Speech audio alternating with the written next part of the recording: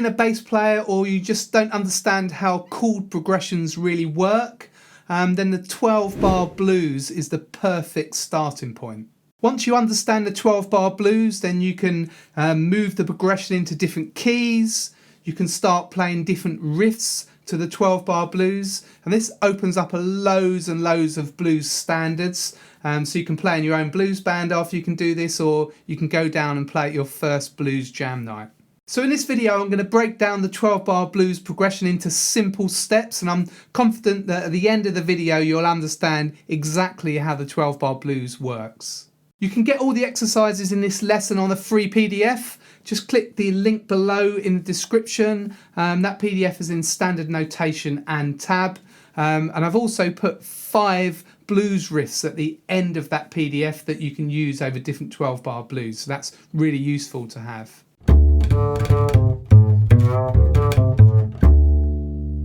Blues is as old as the hills, and even if you don't understand how the 12-bar blues progression works, I'm sure you'll know when you hear one. So listen to this short blues clip and see if you can sort of predict when the chord's going to change, and see if you recognise this progression.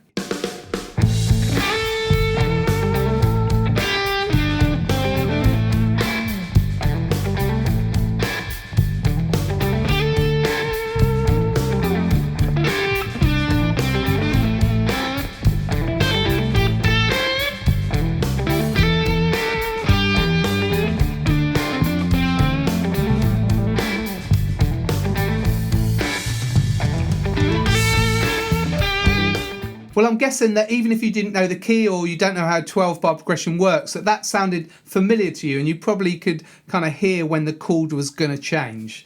If not, don't worry, as I'll explain more in this video. The clue is in the title as to how many bars there are in the 12-bar progression. There are 12 bars, and what happens in a blues song is we just repeat these 12 bars round and round and round for the whole song. Now, 12-bar blues progressions can vary slightly, but there's a standard basic 12-bar progression which I'll show you now. So that's chord 1 for 4 bars, chord 4 for 2 bars, chord 1 for 2 bars, chord 5 for a bar, chord 4 for a bar, and chord 1 for 2 bars. So you can think about it as 3 lots of 4 bars.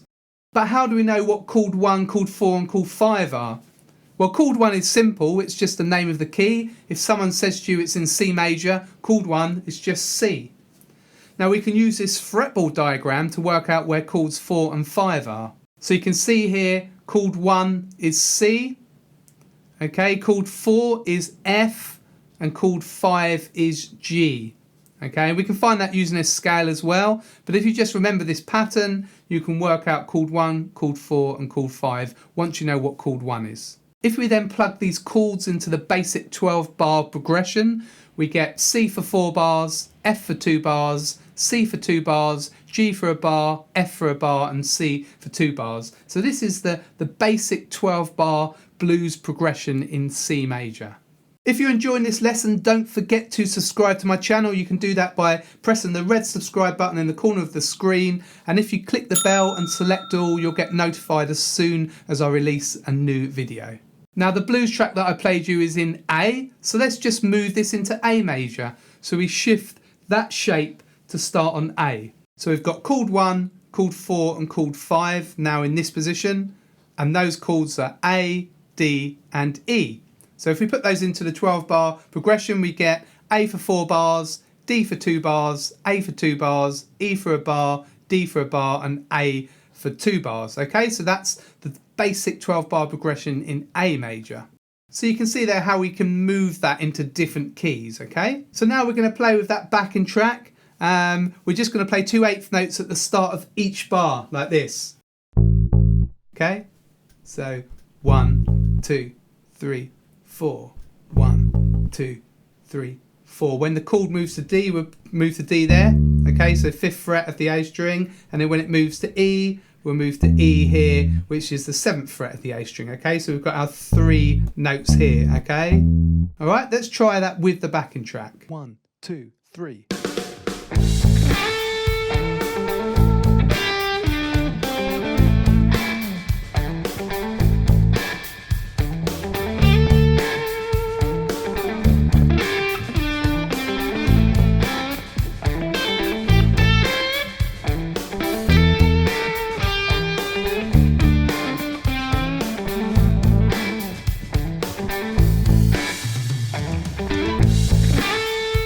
Remember that the exercises in this lesson are on the free PDF. You can get that by clicking the link below in the description, and you can also purchase a copy of this backing track. So I've looped that round and round. You can jam to that and you can use that to practice. So it's really useful. It's in MP3 format. So again, that link is below in the description. So what we've done there, we've just outlined the basic root notes of each chord. The root note is the first note. Okay, so we played the root notes. What we can do now is we can put a riff in there. Okay, we can play the riff on A. We can then move the same riff to D, the same riff to E. So this is how it kind of works for blues tunes. Okay. Now this backing track is based on Strange Brew, the song by Cream, okay? And Jack Bruce, the original bass player, played a kind of riff like this at some points. Okay, that's the kind of main bass riff of the song. So what we're going to do is we're going to get that riff, we're going to play it on A, we're then going to play it on D, and then E, okay? So it's A, that's what we play first of all, just these 2 eighth notes, 1, 2, and then okay, so that's G, 3rd fret of the E string, open E, G again, and then C, 3rd fret of the A string. Okay. So we've got the A first. So I'll just play it a few times. I'll loop it and join in if you can. 3, 4.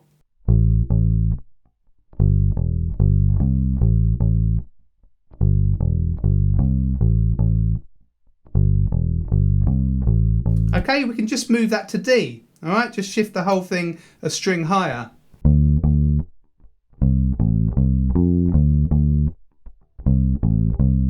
Back to A.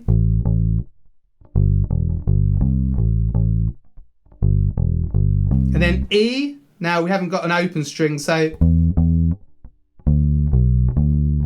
we just play the B there, okay?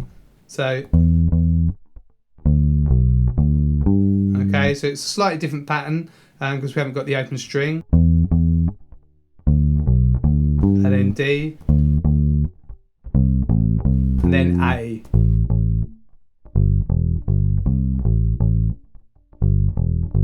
So you can see there how we use that riff and we just change it to start on each of the root notes in the progression, okay? So we're going to now play that with the backing track, okay? So we're just moving the riff around with the 12-bar progression, okay? So try that with me or just listen to me do that. 1, 2, 3.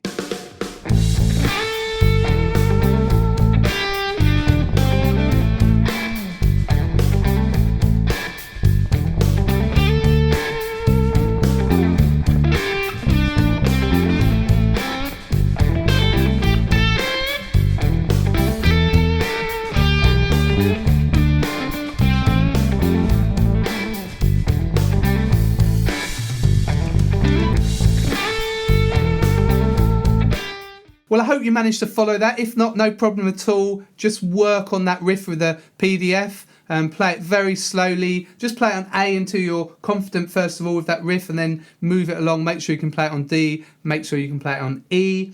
And after a while, when you play the 12-bar progression, it becomes really natural. You just kind of know when to change. But first of all, you just kind of look at that sequence. Look at where chord 1, chord 4 and chord 5 come, okay? So you can really get that embedded in your brain, okay? Now you can develop the 12-bar progression. You can change it slightly. A common change is to put chord 4 into bar 2. That's called the quick 4 change, okay? You'll hear that in a lot of blues tunes. Sometimes when it goes into the solos, it will go into that quick 4. So all you're doing is you're just playing chord 4 in bar 2. So if you're playing the riff, you just move the riff up, in this case to D in bar 2. Okay, so that's called the quick 4 change. It's also very common in blues tunes to play a turnaround. That's the kind of something that brings you back to the start of the next 12 bars, and often that goes to chord 5. Okay, so that's very common as well. But really, those changes and the advanced 12-bar progression is for another lesson. But if you're interested in working on your blues bass lines, then check out my video course, which is called Walk the Blues. That will show you everything you need to know to start playing great sounding, authentic blues bass lines just like the pros. The course covers blues bass in great detail, and after you've completed it, you'll have the confidence to go down to a blues jam and get up and play with the band or form your own blues band. You'll find a link to that blues course in the description, or if you look here, there should be a thumbnail that you can click on to find out more details. Well, I hope that you found this lesson useful. I'd love to hear what you thought. Also, if you've got any other challenges related to playing blues bass, just let me know below in the comments. And it really helps me out if you like and share this video. And also don't forget to subscribe to my channel by pressing the red subscribe button in the corner of the screen. And if you felt you got value out of this lesson, you can always buy me a coffee. They're $5, and the details are at the bottom of the screen here, or the links are in the description there. Also, check out my website, which is gbshed.com. I've got my bass courses over there. You can buy some merch, all these t-shirts, loads of different options there, and loads more free bass resources. So that's gbshed.com. This is Greg from Greg's Bass Shed. Hopefully see you very soon in the next lesson.